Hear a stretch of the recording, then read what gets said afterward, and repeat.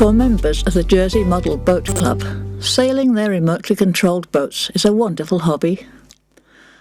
The craft may be bought ready-made, or perhaps built from kits, but many of the members are skilled craftsmen who enjoy building model boats from scratch.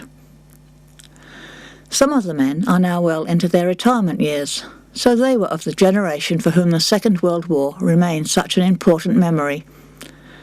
But as they were only young children at the time, it was their parents who had to face the news they had been dreading to hear. This country is at war with Germany. Immediately following the outbreak of war, the Channel Islanders were told to take the same precautions as people on the mainland. But basically, life for them continues much the same as before. Until, in June 1940, the British government demilitarised the islands and the situation changed.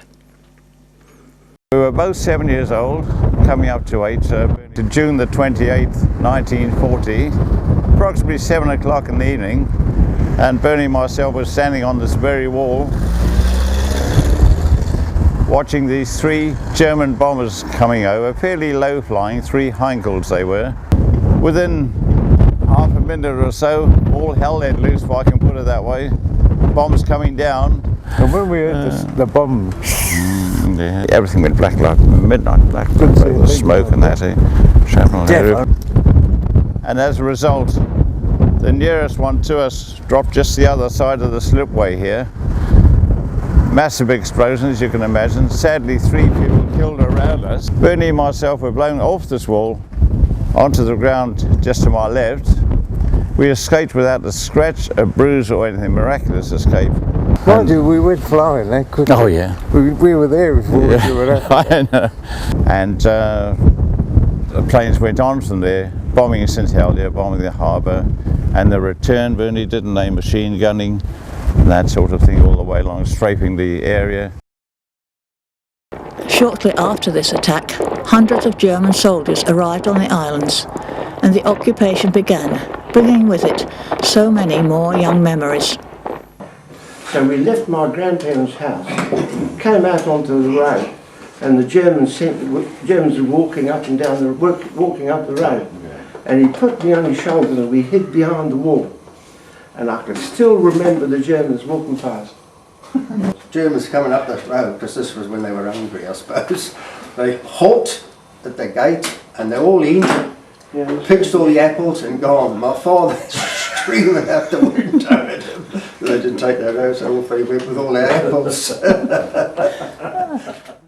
The islanders were able to continue producing their own food, but have never been totally self-sufficient, so there were many shortages.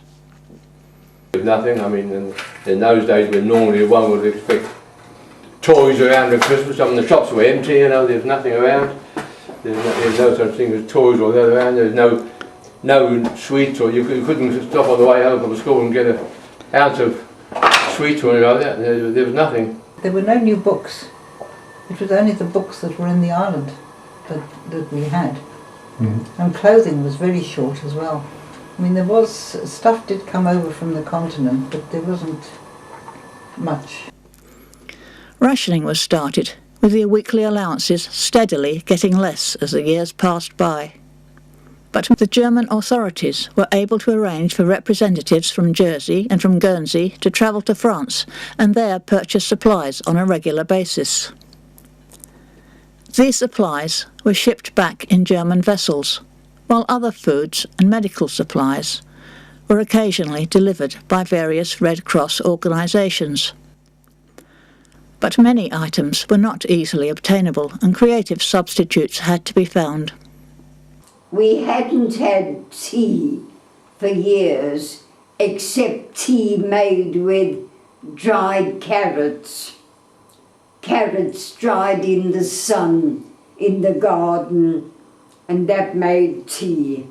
That acorns ground up make coffee. Yeah.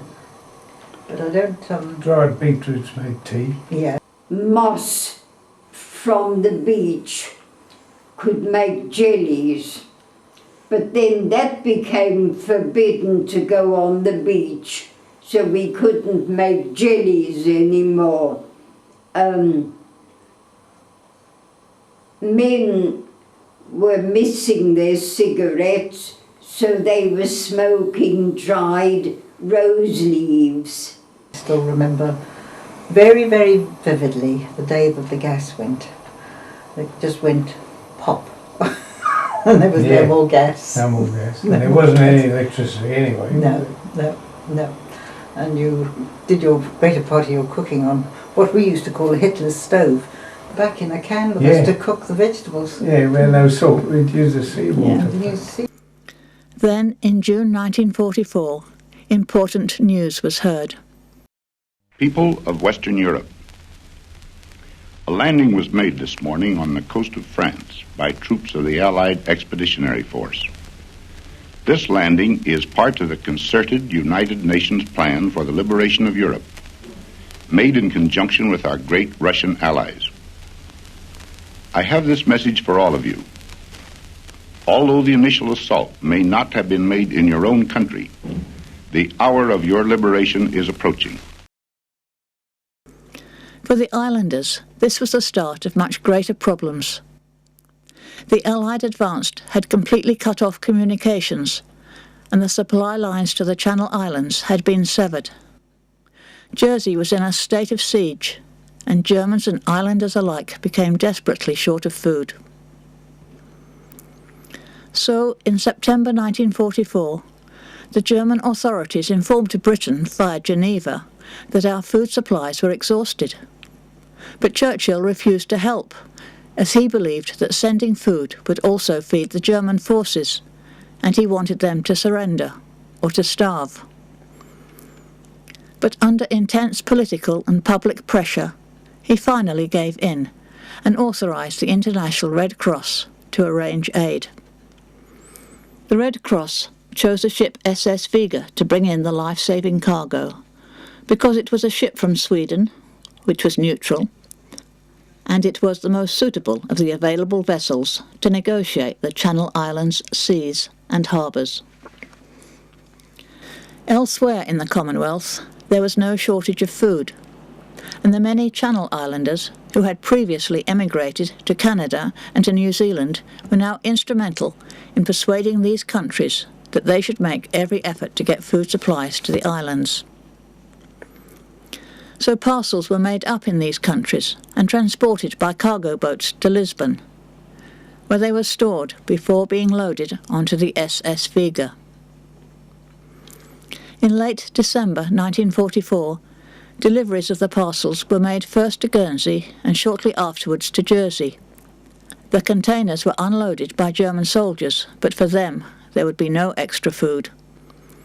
The crates were unpacked, and the separate parcels, one for each adult or child holding a ration book, were distributed by local members of St John's Ambulance. We were told that this ship would come and bring the parcels to the islanders, one parcel per person.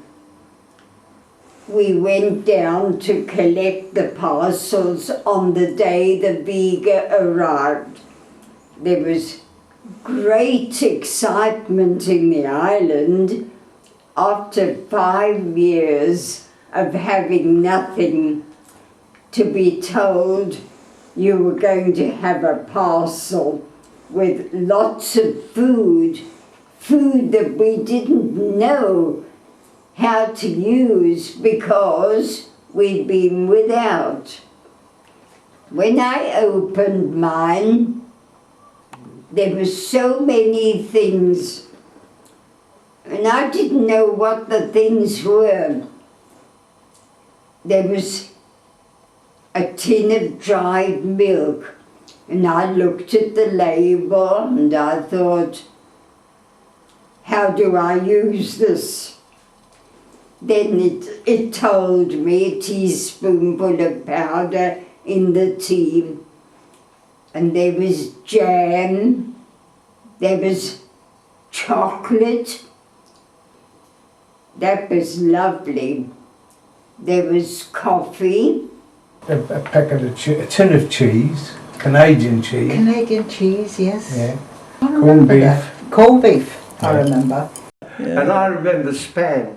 Yeah. Spam. Yeah, and The just big biscuits. We had those big, they were round biscuits about that big, and they were as hard as that.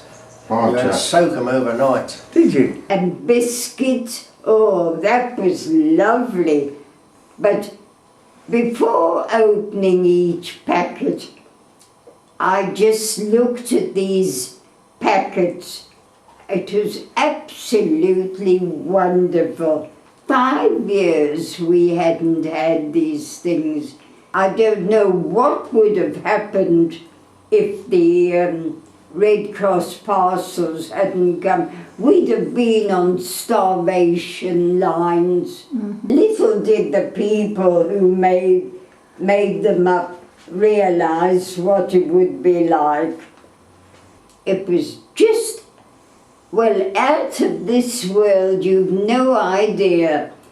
And I was friendly with a family, and when I went to their house one morning in my off-duty time, they had all these parcels on the kitchen table, and the children were all pulling things out of the parcel and saying, "Oh, look, I've got chocolate."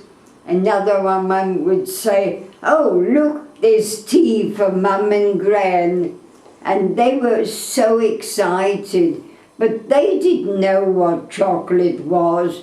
Everything was a thrill, you know, and the thrill never died down. Eventually, the Vega made 6 trips to the islands, the last one being just after the liberation in May 1945. In total, almost 500,000 food parcels were delivered to the islands, all paid for by the respective National Red Cross organisations. And even before the liberation, tributes of gratitude were being made. Stonemason Mr. Laguiarde managed to incorporate a symbolic fee into the paving of the Royal Square. Fundraising events for the Red Cross started straight away, with Jersey people raising the amazing sum of £125,000 within the year.